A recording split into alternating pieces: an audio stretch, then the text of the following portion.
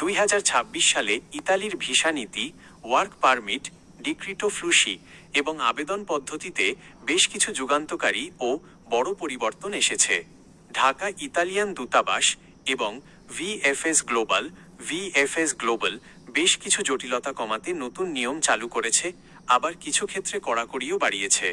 দালালদের প্রতারণা থেকে বাঁচতে এবং সঠিক উপায়ে আবেদনের জন্য 2026 সালের সর্বশেষ আপডেট ও নিয়মগুলো নিচে বিস্তারিত তুলে করা হলো। 1. কাজের ভিসা বা ওয়ার্ক পারমিট, ডিক্রেটো ফ্লুসি।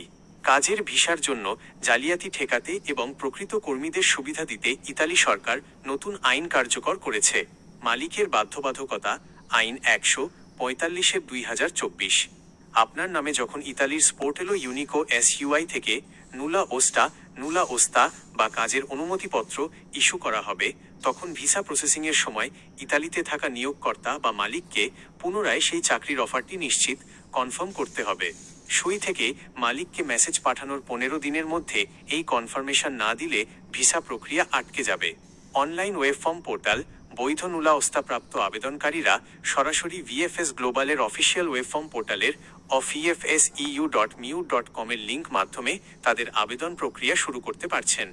ব্লু কার্ড উচ্চশিক্ষিত এবং আইটি স্পেশালিস্ট, ইঞ্জিনিয়ার বা চিকিৎসকদের মতো উচ্চ দক্ষতা সম্পন্ন পেশাজীবীদের জন্য ব্লু কার্ড ক্যাটাগরিতে ভিসা দেওয়া বেশ সহজ করা হয়েছে। 2.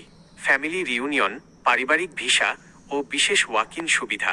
পারিবারিক ভিসার অ্যাপয়েন্টমেন্ট জটিলতা দূর করতে ভিএফএস গ্লোবাল নতুন নিয়ম চালু রেখেছে। অ্যাপয়েন্টমেন্ট ছাড়া জমা ওয়াক ইন, যদি আপনার ফ্যামিলি ভিসার নুল্লা ওস্তা এর মেয়াদ শেষ পর্যায়ে চলে আসে, অর্থাৎ 30 দিনের কম ভ্যালিডিটি থাকে, তবে আপনি কোনো অগ্রিম অ্যাপয়েন্টমেন্ট ছাড়াই সরাসরি ভিএফএস ঢাকা সেন্টারে গিয়ে ফাইল জমা দিতে পারবেন। উল্লেখ্য, নুলা ওস্তা ইস্যুর তারিখ থেকে সাধারণত 6 মাস পর্যন্ত বৈধ থাকে। যোগাযোগের সঠিক তথ্য, আবেদন করার সময় ফাইলে নিজের সঠিক এবং সচল মোবাইল নম্বর ও ইমেইল অ্যাড্রেস দেওয়া বাধ্যতামূলক করা হয়েছে, কারণ অ্যাম্বাসি এখন যে কোনো অতিরিক্ত কাগজপত্রের জন্য সরাসরি প্রার্থীর সাথে যোগাযোগ করছে। 3. ট্যুরিস্ট বা ভিজিট ভিসা, নিয়মিত ভ্রমণকারীদের জন্য সুখবর। সাধারণ ট্যুরিস্ট ভিসার পাশাপাশি যারা নিয়মিত ভ্রমণ করেন তাদের জন্য অ্যাপয়েন্টমেন্টের ঝামেলা কমানো হয়েছে। ফ্রিকোয়েন্ট ট্রাভেলার সুবিধা, বিগত 4 বছরের মধ্যে যাদের অন্তত 3টি সেঙ্গেন ভিসা ব্যবহারের সঠিক রেকর্ড আছে এবং কোনো ওভারস্টে অতিরিক্ত সময় অবস্থান করেননি, তারা এখন অ্যাপয়েন্টমেন্ট ছাড়াই সরাসরি ভিএফএস সেন্টারে ট্যুরিস্ট ভিসার আবেদন জমা দিতে পারছেন। 4. স্টুডেন্ট ভিসা, সর্বশেষ জুন 2026 আপডেট। জুন 2026-এর একদম সাম্প্রতিক নোটিশ অনুযায়ী উচ্চশিক্ষার জন্য যারা ইউনিভার্সিটি পোর্টালে সফলভাবে রেজিস্ট্রেশন সম্পন্ন করেছেন তাদের ভিসা আবেদনের অ্যাপয়েন্টমেন্টের জন্য ভিএফএস গ্লোবাল সরাসরি ইমেইলের মাধ্যমে যোগাযোগ করছে। ইউনিভার্সিটি পোর্টালে ব্যবহৃত ইমেইলটি নিয়মিত চেক করার জন্য দূতাবাস থেকে নির্দেশ দেওয়া হয়েছে। নতুন আবেদন পদ্ধতি, ধাপে ধাপে। ইতালির যে কোনো ভিসার জন্য বর্তমান নিয়ম অনুযায়ী যেভাবে এগোবেন। 1. ভিসার ক্যাটাগরি ও ফর্ম ডাউনলোড। ধাপ 1.